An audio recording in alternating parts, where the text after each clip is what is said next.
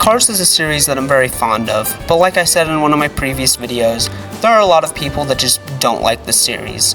One of the biggest arguments you'll see against it is that, unlike a lot of other Pixar films, which are made with passion and have a story to tell, Cars is just a cash grab hell-bent on selling you as much stuff with McQueen on it as possible.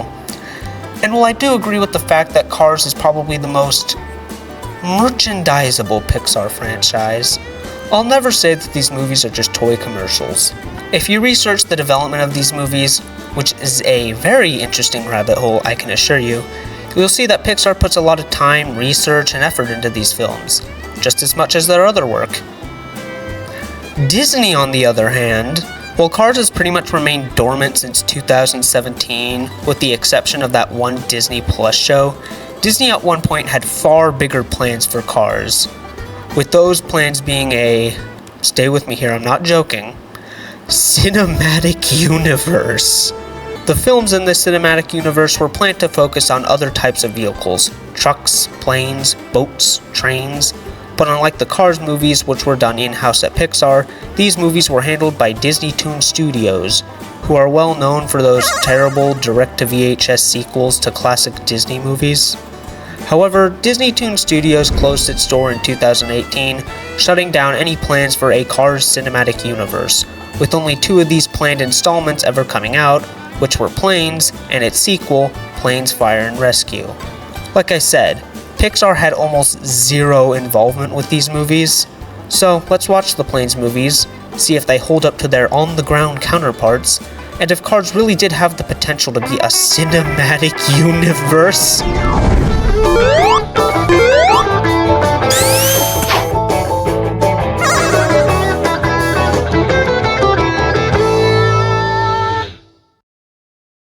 Okay, I swear, this is the last time I'll be talking about Cars in this video. For now. But I feel like it's important to talk about this short. Air Mater is one of the last episodes of Mater's Tall Tales. In case you've never watched it, here's how an episode of it usually goes. This reminds me of the time I almost got shot. That did not happen. Remember, you were there too. What? This episode has Mater head to Propwash Junction, a small town known for having a lot of planes in it. And since Mater is Mater, he wants to learn to fly and heads to Skipper's Flight School, since his sign they could teach anyone to fly. There's some more nonsense that happens. Mater almost dies. It's your typical Mater's Tall Tales fare. The only reason I'm talking about it is because Propwash Junction, as well as Skipper and his assistant Sparky, would later appear in the Planes movies as major locations and characters. It's almost like this was an ad for the movie. Now, according to the research I did, apparently this short was conceived before Disney even started making Planes, and they just decided to reuse these locations and characters. Yeah, right. I don't make movies, I make stupid YouTube videos. But I think that if it took nearly 10 years for the first Cars to come out, it probably took more than 2 for Planes to be made.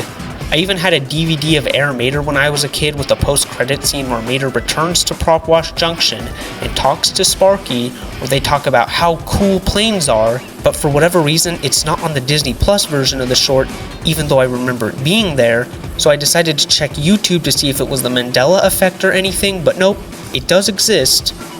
Disney just took it out. I'm onto you, Michael.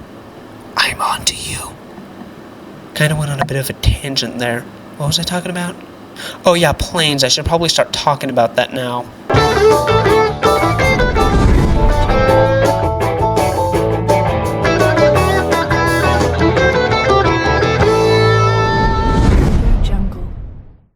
Planes has us follow Dusty Crawpopper, a small-town crop duster in Propwash Junction, the town from the Mater short. But he dreams of doing greater things, who would have guessed? He wants to become a world-famous racer, oh my god.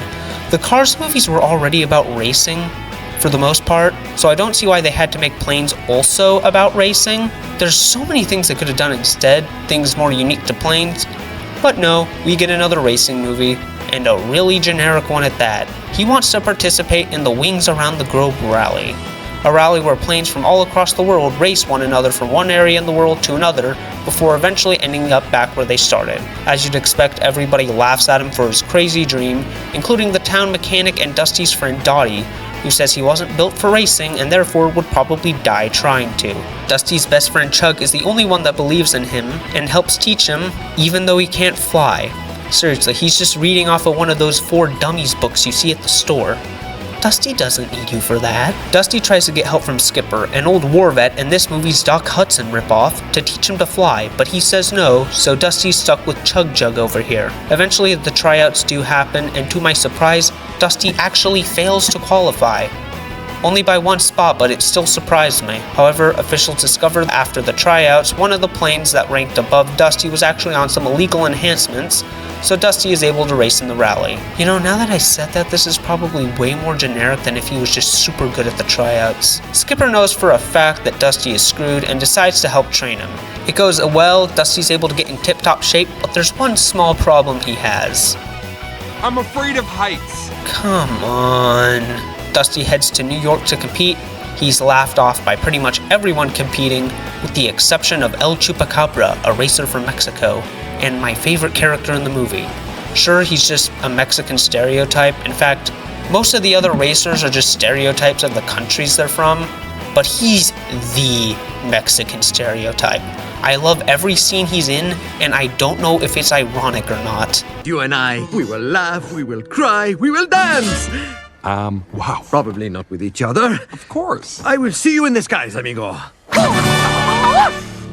The rally starts off pretty rough for Dusty. He doesn't want to go as high as the other planes due to his fear of heights, and as a result, gets last place at first. But he slowly improves over time and begins to win the hearts of both the general public, seeing him as this cool underdog, but also his fellow racers.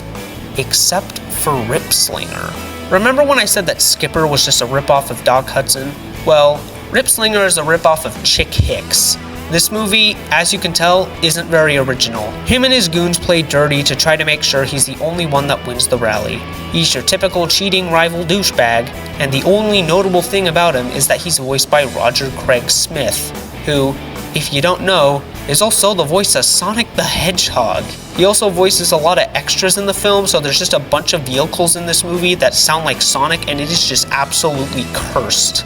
Back to the plot, Ripslinger sabotages Dusty, which causes him to get lost at sea and almost drown. This is when he learns the truth about Skipper. You see, throughout the entire movie, everyone has thought that he was some war hero fighting the toughest battles and always coming out on top. But now, we learn that he only ever flew on 1 mission, the reason being that his entire squad was shot down, including himself, and it's implied that he was the only survivor. And I understand.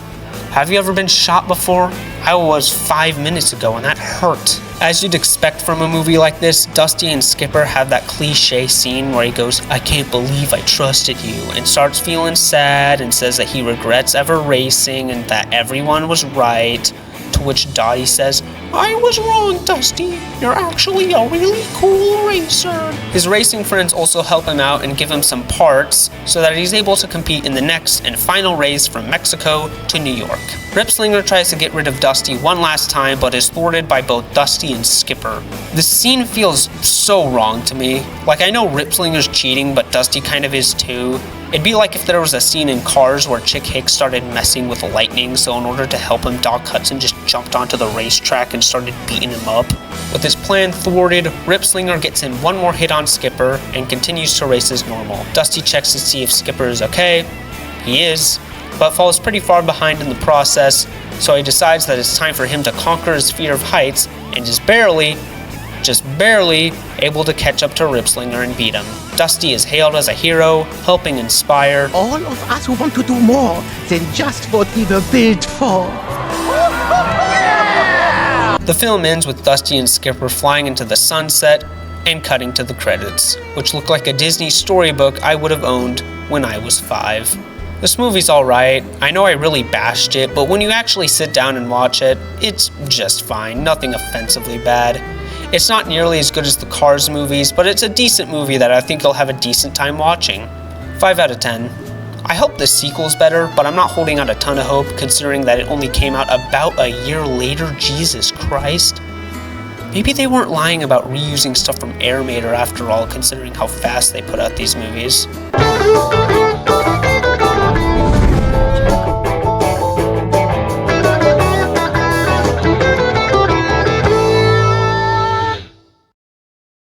Planes Fire and Rescue picks up right where the first left off. Dusty is a world-famous racing plane at the top of his game. He's got thousands of adoring fans and he just can't stop winning. So, as you'd expect, something needs to go wrong.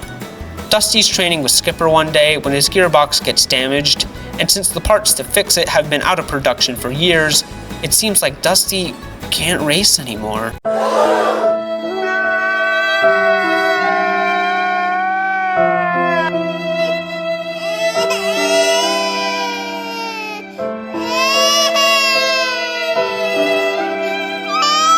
Dottie says if he tries to push himself too much, his engine will go kablooey and he will crash and die. He learns this the hard way, almost getting in a major crash when going into the red, and accidentally lights a gas station on fire, meaning it's up to the town fire truck Mayday to put it out. Oh, that's clearing up. My bumper was nearly corroded right through. All right. Disgusting looking. Ah, yeah, it was all rusty and blistered. I got it. Anyway, what else is going on? Dottie gave me some of that Rusty's medicated bumper ointment. Ciao! Hi. How's it look now? It's great, fine. Take a closer look. That's close enough. Oh. If that clip of Mayday is anything to go by, he is very old and isn't well equipped to handle fires. In fact, the only reason the fire is put out is because Dusty and his friends chip in and help him knock over the town's water tower, which just so happened to be nearby. Since this was such a close call, the government steps in and until further notice closes down the airport, which isn't super good for the town, not just because they have a lot of planes in it, but also because the Corn Festival is happening. Oh no! Since Dusty thinks his racing career is pretty much done, he offers to train and become the town's second firefighter. That's right, there is only one firefighter in this town. Mayday tells Dusty to go to a national park called Piston Peak, where he can train and get certified. When he gets there, he meets the entire firefighting crew there. And they're kinda mid. None of them are really great characters, they all just boil down to a couple of personality traits. These ones are loud, this one is horny for Dusty, etc, etc. The only two I liked were the team's mechanic Maru, They're better than new. and their leader Blade Ranger. It's not untitled. Seriously, it's Dusty Crophopper. Hi. The champion air racer. Champion. Don't be shy, come on, tell him. No big deal. He raced all the way around the world. I did do that. The world wasn't on fire, though, was it? Was the whole world on fire? No? Dusty gets right to work training with Blade, but Dusty realizes that getting certified is going to be harder than he thought, since he keeps needing to push his engine into the red. He, for whatever reason, doesn't tell Blade about this when they're training, so he just thinks that whenever Dusty stops, he's just being a slacker and not trying to prevent himself from exploding. While training, he meets Cal, the park superintendent. He's a selfish douchebag who wants to get what he wants, even if it endangers others. What's up with the villains in these movies just being selfish jerks? Like, there's never been just an evil guy as the villain of a Cars movie. Except for Cars 2, that's the outlier. Cal's opening a massive lodge in the middle of the park, much to the annoyance of the team, not only because it has taken money out of their far more important funding, but also because a big fancy lodge equals more cars at the park, and more cars at the park equals a rise in fires. And these aren't small ones either, they are massive. One of them even causes Blade to get terribly burned and have to stay in the garage for repairs. It's at this point where we're told his tragic backstory by Maru. Earlier in the film, Dusty learned that Blade was one of the stars of a 70s cop show titled Chops, a parody of Chips. The crew has no idea how he went from being an actor to a firefighter, except for Maru. Apparently, his co-star, his right-hand man, got in a fatal accident one day during shooting, and Blade wasn't able to save him in time, forced to see his own friend die right in front of him. So, he quit acting and decided to become a firefighter, so he can, as Maru puts it, save people for real. So, with Blade getting repairs, the crew is out of a leader and at the worst possible time too, since there's now a massive fire in the park. Seriously, Piston Peak looks like it was dragged into hell. It's so large that everyone's being evacuated from the lodge, much to Cal's dismay. He even goes against the wishes of both the firefighters and the rules he has to follow, and uses their water to keep the lodge safe and stays with it during this massive fire. What a jerk. When flying through the fire, the team gets a report about 2 old RVs trapped near the park's waterfall, which turn out to be 2 RVs that Dusty hung out with earlier in the movie. So, oh no, we gotta save them! Dusty, with the help of a recovered Blade, is able to save them, but Dusty pushes himself too far and as a result, crashes. But he doesn't die, just in case we need to make more sequels. He's fixed up by Maru, who is conveniently able to fix Dusty's gearbox by making his own custom one, and Dusty becomes Propwash Junction's second firefighter, alongside a revamped Mayday. The airport's open again, and everything returns to the way it was. Wait, how is Dusty going to be a racer and a firefighter at the same time? The film ends with Dusty and the Piston Peak crew participating in an air show before cutting to some credits that, once again, look like a book I would have owned when I was 5. Oh yeah, and Cal's actions earlier got him fired and demoted to a far worse national park. Welcome to Death Valley National Park. Is it hot? Yes, it is. Sweet. So, I don't think it's perfect, but Fire and Rescue I think is a massive step up from the first. Not that it's saying much, the first film is the pure definition of mid. 7 out of 10. I wonder what else this... Oh yeah, I forgot about that. So, those were the Planes movies. They're not the greatest movies in the world, and they aren't nearly as good as the movies they're spinning off from, but they're decently enjoyable films in their own right, especially the second. So, it's time to answer the question I said at the beginning of the video. Did Cars have the potential to be a cinematic universe? Yes and no. I think it's a good idea on paper, having a different movie franchise for each different type of vehicle, all in different genres, focusing on things unique to each vehicle. But in execution, they just did another racing movie, just this time in the sky, and by the time they tried to course correct, it was pretty much too late. I think it's for the best either way. We have so many cinematic universes right now, all of which have either fallen off or were never good to begin with. We don't need another one to keep track of. I said in my video on the Cars video game that I don't want a Cars 4. Disney, Pixar, hell, any studio owned by Disney has been pretty hit or miss for me lately. There's been some stuff I like, but there's also been a lot of stuff I either thought was mid or bad. Just really bad. And not only that, but I feel like Cars 3 was a great way to end the series, and I don't see a way they can make a 4th film without it feeling unnecessary. But I am open for a Planes 3. I think it has way more potential than a Cars 4. And hey, if it isn't good, at least they didn't fumble the main series. Now if you excuse me, I gotta go to the hospital now, the blood loss is getting... That did not happen. I've never been shot, and I've never made a video on planes. Suit yourself.